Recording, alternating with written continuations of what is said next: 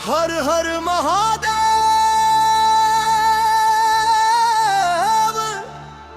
बाल बम।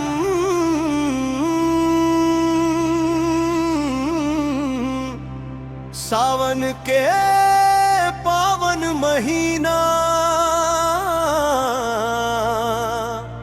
आ गई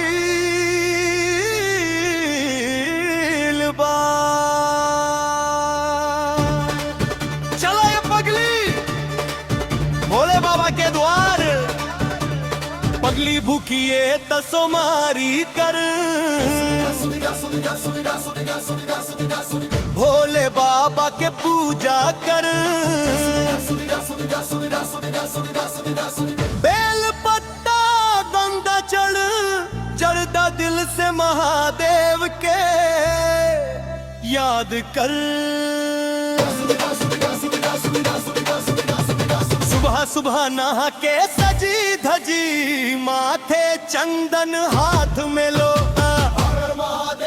बोलत बोलत चला देव घर छोड़ के खोदो। भोले बड़ी भोले बड़ी पूजा रे बोल। भोले बाबा खोले किस्मत के ढोर।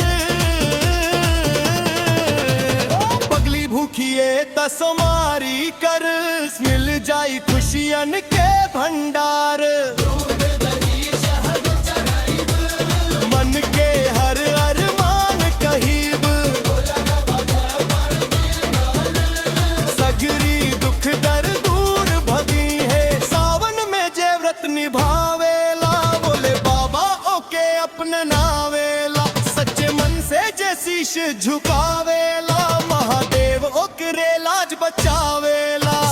सूर्या गावे भक्ति के गाना, गूंजे हर मंदिर हर दीवाना। पगली भूखिए तसो मारी कर, भोले बाबा रखी है मान।